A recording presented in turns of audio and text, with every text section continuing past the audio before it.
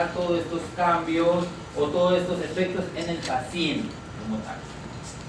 Dentro de los efectos clínicos hemos hablado, sí lo primero, hemos hablado de los mecanismos como la vasoconstricción periférica con vasodilatación posterior, o en el inicio hipertensión y en la gradual del tiempo hipotensión. Hemos encontrado que también genera inhibición y liberación de las catecolaminas, por eso decíamos que es importante en su manejo, por ejemplo, para animales de zoológico, ¿no? Donde la liberación de catecolaminas, ese estrés, no es para nada conveniente como tal. También hablábamos de la famosa depresión cardíaca, esa bradicardia producto de los alfas, cierta depresión también respiratoria, no tan marcada, creo que su efecto más marcado es cardíaco. También les había hablado de que si es que no respetamos el tiempo de ayuno, vamos a tener vómitos porque genera emesis esta droga, ¿no? También hablábamos de la disminución del pericartismo, de que muchas veces, a pesar de que tengamos bien diseñada nuestra estrategia analgésica, si generó ralentización del mismo, del sistema del movimiento peristáltico como tal, pues va a hacer que se frene el metabolismo y que ese bicho normalmente no coma. ¿Ya? Entonces hay que tener presente siempre eso. Si uso alfa más benzodiazepinas, sería idóneo quizás sumar una dosis baja de un procinético, ¿no? Aumenta la contracción uterina, mucho cuidado con respecto a la contractibilidad, ¿ya? Ya les he dicho que no se use cesárea porque podría, al aumentar la contractibilidad, generar desgarro del músculo liso del útero.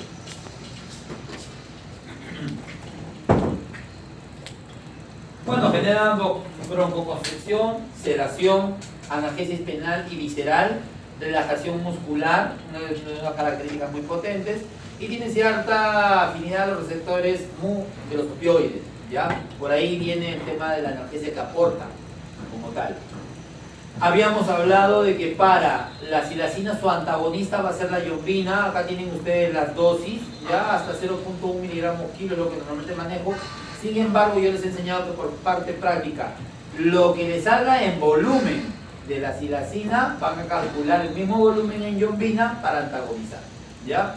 Lo mismo pasa con la medetomidina y la dexmedetomidina, ¿no? Tenemos ahí su antagonista, que es el atipemazol. Acá también están las dosis. Hay que tener presente de que el mismo volumen calculado de medetomidina, lo mismo voy a calcular en volumen de su antagonista, diluirlo y pasarlo lentamente, porque no quiero llegar al extremo de la sobreexcitación, sino simplemente sacar del plano sedativo que genera el alfa en este paciente. Profesor, una consulta con respecto a eso. ¿La yombina también puede actuar con la medetomidina? Justo en el inicio de clase estábamos conversando de ello, ¿ya? Donde les indicaba de que la yombina va a antagonizar parcialmente una buena cantidad de moléculas de estos, pero al tener un efecto excitatorio, o sea, lo que tú ves es que saca levemente de este cuadro, pero como suma el efecto excitatorio, tú crees que eso es una antagonización, pero en realidad no la es. Está parcialmente antagonizando y excitando, para que me entiendas. En el caso que tú utilices yombina para antagonizar esto. Su verdadero antagonista es el atipemazol de esto. Lamentablemente no lo tenemos acá a disposición, es bien caro, ¿ya? Algo que tienen que tener presente, ya que estamos hablando de esto, es que, por ejemplo, para ver efectos antagonistas de la yombina, más o menos es entre 2 a 3 minutos que ves los efectos que van sacándolo. El atipemazol en 30 a 60 segundos quita. Por eso que no sé si han visto en las documentales de los zoológicos que ya terminaron todos, ponen el antagonista al león y todos corren, porque tienen 30, 60 segundos en que ya ves los efectos de ese bicho y ya empieza a ponerse si quieren esfinge, pero un manotazo podría jugarte la mala. Entonces por eso es que los ven que antagonizan y salen del recinto del león, ya, porque tiene mayor rapidez de antagonización el atipemazol para estas alfas. La yombina 2 a 3 minutos, y para la silacina, si podemos usarlo, sí lo puedes utilizar, pero en realidad lo que está haciendo la yombina acá es parcialmente quitar moléculas y excitar un poquito a ese paciente. Y uno lo ve como si fuera eso una reversión. ¿Me entendieron la idea? Tenemos pues dentro de los efectos de la silacina, que es un excelente analgésico visceral. Sumado, como les vuelvo a repetir, genera sinergia, potencializa. No podemos basarnos en la analgesia sola de este fármaco. Indicado en cirugías traumatológicas por su relajación muscular.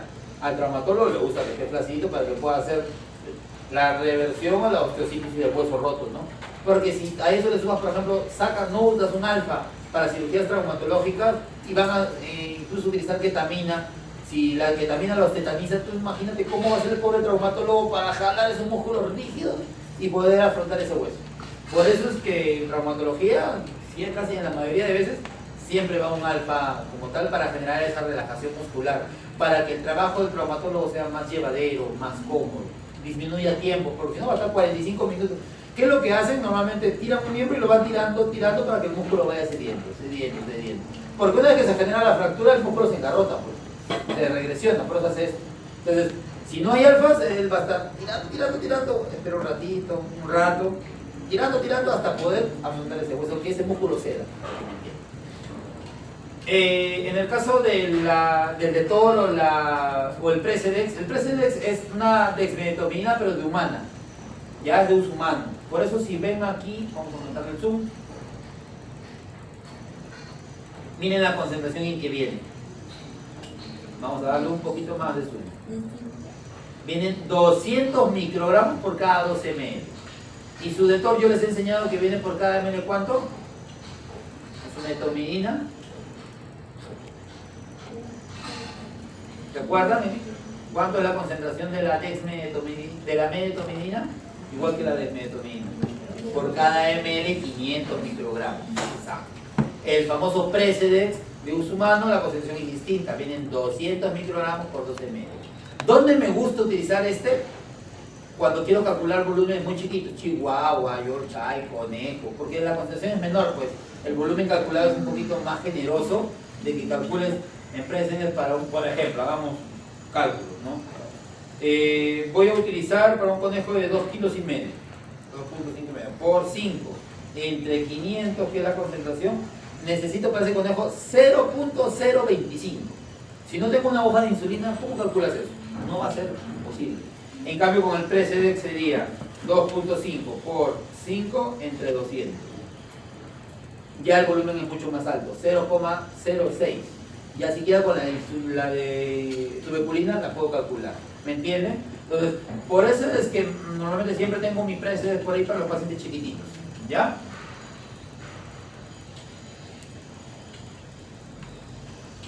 Vamos a tener los anticolinérgicos como la atropina y el glicopirolato. Ambos van a cumplir la misma función, antagonizar los efectos de la acetilcolina. Por ende, generan el efecto deseado de la atropina, que es el aumento de la frecuencia cardíaca. El glicopirolato también lo hace. A nivel del corazón aumenta. ¿Qué pasa con la atropina y las glándulas salivales? ¿Han visto un perro envenenado cuando le pones atropina? ¿Corta o no la salivación? Justamente inhibe a nivel de las glándulas salivales. Ya es una boca seca que va a tener ese paciente. Y a nivel del músculo liso del tracto gastrointestinal y genitourinario, ¿qué pasa? ¿También lo ralentiza o lo aumenta? Criterios. Cuando un perro está envenenado, hay cólico, hace diarrea, ¿verdad? ¿Han visto un perro envenenado? Perdón, la pregunta. ¿Han visto un perro envenenado? Normalmente con sus mioclonios, con su salivación extrema, defecándose, vomitando, como tal. ¿Por qué creen que defeca? Porque hay un aumento. Entonces, si utilizamos la atropina o el glicopirolato como antídoto, ¿qué efecto va a tener a nivel intestinal? Disminuirlo. Entonces, la respuesta a la pregunta sería, ¿va a disminuir o no la musculatura lisa del tracto gastrointestinal? Sí. De esa forma soluciona el cólico, que es algo que le... Imagínense, pues, si un cólico, un humano marcado con un movimiento así, el envenenado se mueve así, la víscera. Si en un momento prestas atención, de manera visual nada más, ¿cómo saber cómo la víscera se mueve en su abdomen desenvenenado?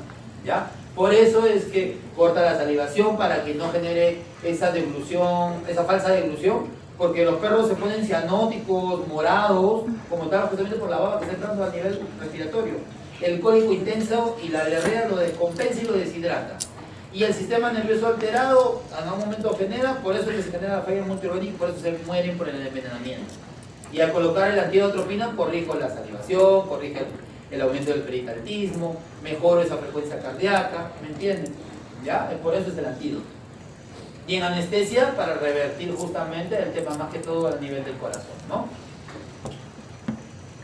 Vamos a tener por ahí algunos anticolinérgicos, como efectos clínicos vamos a tener la reducción de secreciones de la vía aérea y saliva, ya lo dije, la sedación algo ligera, previene la bradicardia inducida por disminución del tono vagal, ahí donde decía en clase allá, ¿cuándo voy a atropinizar? Cuando tenga estímulo vagal o tenga una bradicardia marcada por las drogas que utiliza, ¿ya?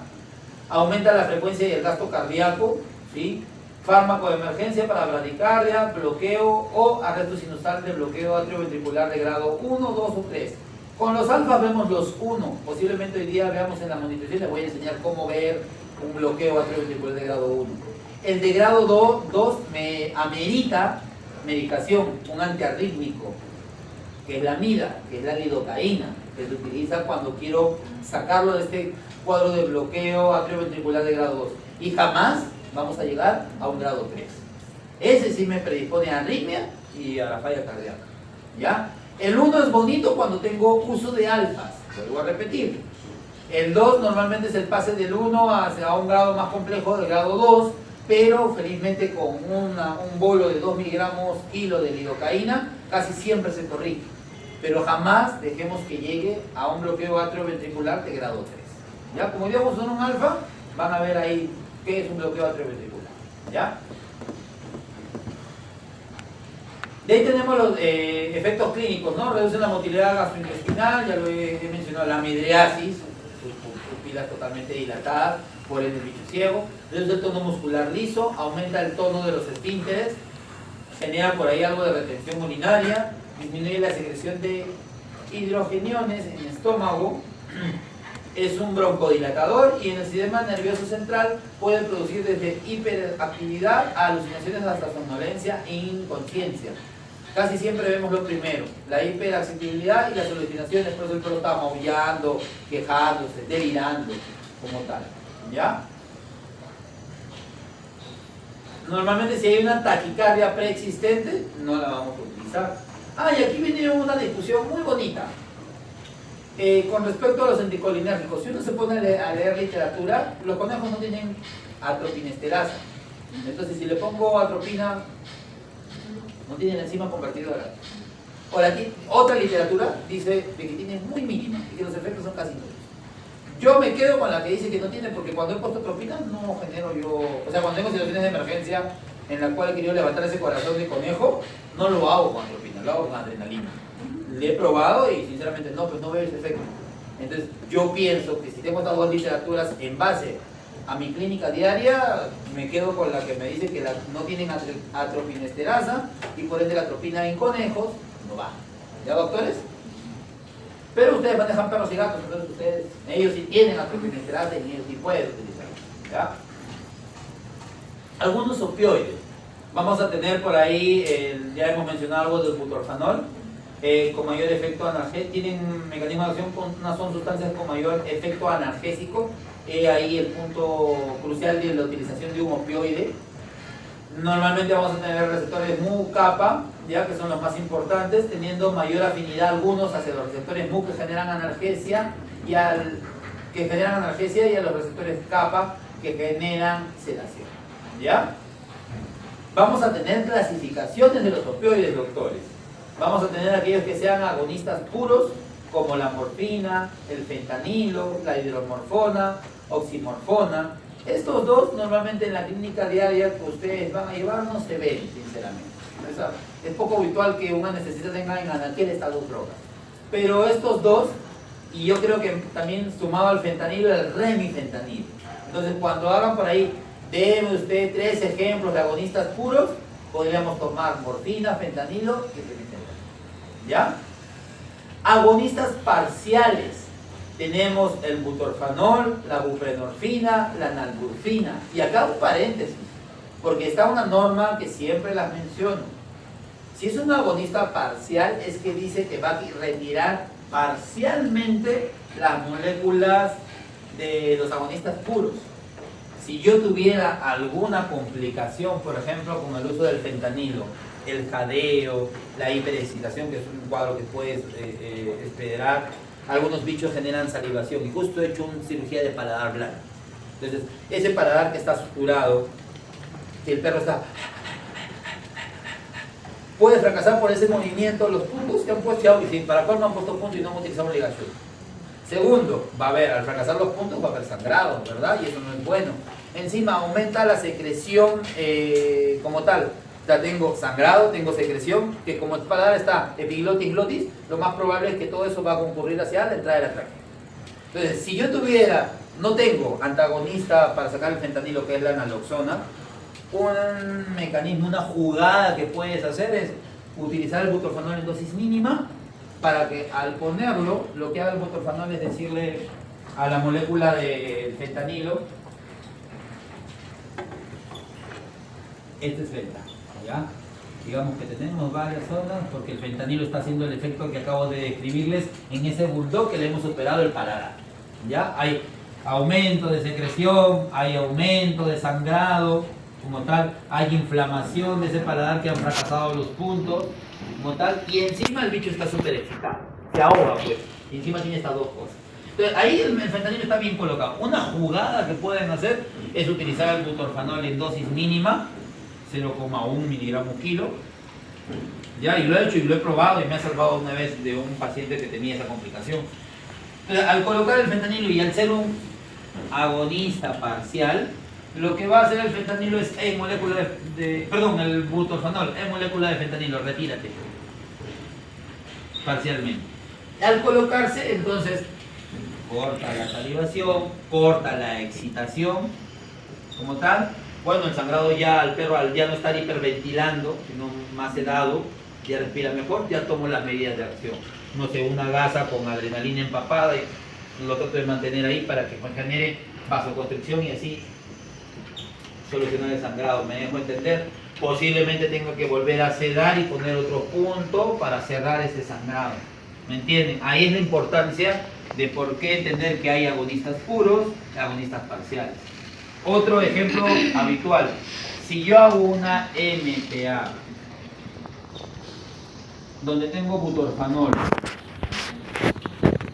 no sé, tengo sila, un ejemplo, ¿ya? Sila y tengo sumado keta. No podría yo en el intraoperatorio hacer mi infusión con fentanilo. ¿Por qué? Porque ya está colocado la molécula del butorfanol, pues. Entonces, si yo hago una infusión, el fentanilo va a querer ir, pero ya está posicionado porque en mi MPA yo puse el butorfanol. ¿Qué quiere decir esto? Si yo premedico en una MPA con nalburfina, butorfanol o buprenorfina, ya no voy a basarme en una infusión continua de fentanilo o de remifentanilo. Porque como ya está colocada la molécula del butorfanol en su punto de acción, el fentanilo lo vas a pasar y no va a hacer efecto. Entonces, ¿va a haber o no va a haber analgesia? Quizás sí, del butorfanol. ¿Es mínimo o no es mínimo? ¿Creen que con esto podría hacer la OVH? No. Entonces, ustedes van a preparar su infusión, vas a correr, la vas a correr y el perro se te va a superficializar. ¿Por qué? Por lo que te estoy explicando. Pusiste en MPA butorfanol, puede haber sido nalburfina, puede haber sido buprenorfina. Digamos que lo pusiste en MPA. Como ya está colocado en su lugar de acción, no puedes ya hacer la infusión de Remi o de Fenta para utilizar analgesia.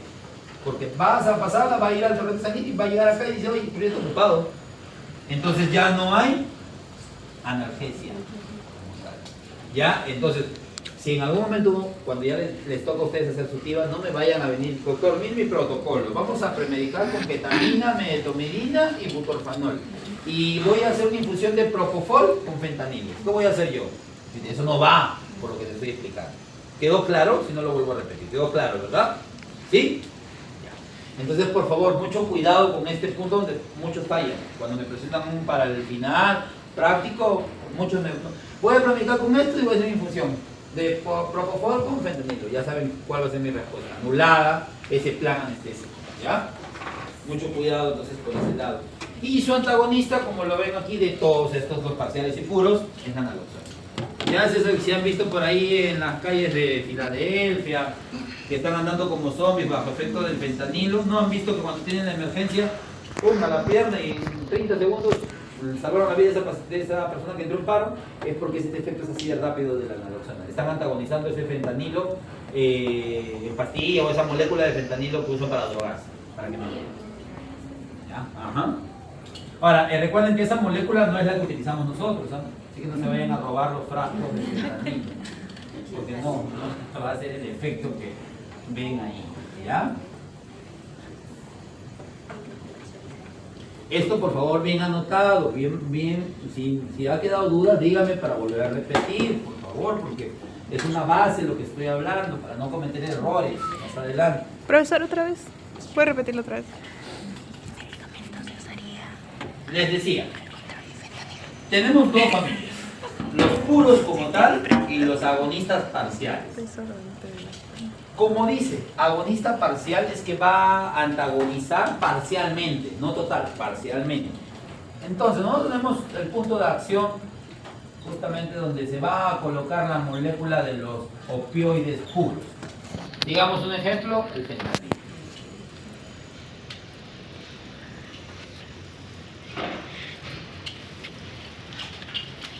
Si es que yo voy a utilizar fentanilo en infusión continua, yo no puedo premedicar con su antagonista parcial. Porque si hago mi MPA en mi perrito, el cual tiene buto, tengo queta, por ejemplo, ¿no? Un ejemplo, y tengo mira. Si yo premedico con butorfanol, queta y mira, lo que va a hacer la molécula del butorfanol es primero posicionarse, pues, en el lugar de acción de los opioides, como tal. Luego de hago mi MPA, induzco con propofol, volteo a mi perro, lo conecto a mi multiparámetro, ¿no? Hago todo. Voy a preparar mis cócteles, en este caso voy a preparar mi cóctel de propofol y digo, voy a poner mi cóctel de fentanilo. Pues ahí está mal. Porque si meto fentanilo, la molécula de fentanilo va a buscar su punto de acción, pero ¿qué pasa? Ya está copado pues por el butorfanol. Ya, entonces no va a hacer efecto. Entonces, ¿va a haber analgesia o no va a haber analgesia? No va a haber analgesia. Eso es lo que quiero tratar de hacer entender. Caso contrario, si por A o B quiero hacer la jugada viceversa, tengo el fentanilo posicionado ya. Hice como habíamos dicho, no es buto. Digamos, ketamida, y sida. Si hago mi infusión con propofol y hago mi infusión con fentanilo, ahí el fentanilo va a posicionarse como tal. Va a ser mi analgesia como tal, porque eso es efecto, generar analgesia intraoperatoria. Pero digamos que aparte de generar analgesia me empezó a generar complicaciones. Pucha, y no tengo mi analgesia, revisé mi maleta, no metí la bendita naloxona. ¿Cómo la saco? Es lo que estoy tratando de enseñar. ¿Cómo saco? Justamente utilizando una dosis mínima del butorfanol, que es un agonista parcial, porque este sí lo bota, a lo que quiero llegar. Al revés no, el fentanilo no va a botar al butorfanol, pero el butorfanol sí lo bota al fentanilo. Cualquiera de esos tres va a botar al fentanilo. Exacto, pero ¿sabes qué es lo que pasa? De estos tres, quien tiene mejor efecto sedativo es el butorfanol. ¿Ya? Dependerá, pero ya no quiero bombar. Primero hay que tratar de entender la idea, ¿ya? Porque podría poner más ejemplos, pero lo voy a marear con las otras drogas. Por eso a eso voy. Ha generado mi infusión continua, la analgesia, pero a la vez también tengo complicaciones. No tengo el antagonista y quiero sacarlo. ¿Cómo hago? Una dosis mínima de butorfanol, que sería 0,1, lo paso y consigo efectos de... Normalmente, ¿cuáles son los efectos negativos que voy a ver? Lo que te acabo de describir más o menos con ese perro del paladar. Ese bicho que hiperventila, se desespera, genera salivación, está sobreexcitado. Ese es uno de los efectos de los opioides, como tal que uno puede observar. ¿Ya? Entonces, si tengo esa situación y quiero yo sacarlo, es donde te digo que podría optar por una dosis de butorfanol y el butorfanol puede decir, hey, salte de ahí, me coloco. La analgesia, lamentablemente, chao, porque ya lo saqué al fentanilo que me genera analgesia. Pero también, chao, esa hiperexcitación, esa hiperventilación, chao, esa salivación excesiva. Un doctor que una vez me enseñaba me decía, si a un humano tú le quieres sacar cualquier verdad, agárralo cuando sale de cirugía y está todavía bajo efecto del Remy. Entonces, él contaba de que hablaba todo, uno habla todo, dice todo. Ponía un ejemplo, me acuerdo justamente de un señor que salía que le decía el nombre del amante. Imagínense, ¿no? El problema. Imagínense el problema que estaba metido. Y la mujer y los hijos ahí, llevándole en silla de ruedas mientras se recuperaba. ¿Me entienden? O sea, son dentro de los efectos que normalmente puede generar en el humano. Eso genera, se excitan, se desesperan. No se han visto de manera coloquial, ya hablando en broma, eso de que la persona operada está que enamora al enfermero que lo lleva. Normalmente son efectos justamente en el humano de los opioides. ¿Ya? Entonces, recalcando la idea, tengan presente que yo no puedo premedicar con un agonista y luego hacer una infusión con fentanilo, porque mi fentanilo no va a pegar porque el agonista ya está posicionado, no va a haber analgesia, ¿ya? Pero sí, si ya tengo una infusión de fentanilo y esta me ha generado complicaciones, sí puedo sacarla si no tengo el antagonista mediante un agonista parcial. Ese es el grosso de la idea, para que me entiendan, ¿ya? Bueno, acá tenemos otras clasificaciones. Como tal, agonista-antagonista, que es la nalburfina, antagonista total, que es la naldoxona. Nunca había escuchado de la naltrexona, también es un agonista, pero no se aplica en veterinaria, ¿ya? Dentro de los sintéticos vamos a tener metadona, fentanilo, meperidina. Sí les hablé algo de la oxicodona, de la codeína, muy habituales en los jarabes para bebé, porque estos tienen efectos antitusígenos. El butorfanol tiene efecto antitusígeno. O sea, si me quiero profundizar, quiero también mencionarles que, por ejemplo, para los colapsos traqueales, ese perro que hace tos seca, Yorkshire, Chihuahua, la cosa traquea que está así y tiene una estrecha, ¿no? Al tener una zona estrecha es donde normalmente se genera secreción, por eso el perro porque trata de botar. Un signo característico de colapso traqueal es esa tos seca sin secreción. ¿Qué hacen para dar calidad de vida? Porque el butorfanol viene en gotas también, de Holiday. Se le daba butorfanol cada 8 horas en gotitas, lo mantenía sedado y como tiene efecto antitoxígeno, controlabas esa tos por el colapso traqueal. Es otra forma de utilizar, por ejemplo, este opioide, por su efecto antitoxígeno. Y también si queremos hablar, a diferencia de perro y gato, en reptiles y en aves pasa lo contrario.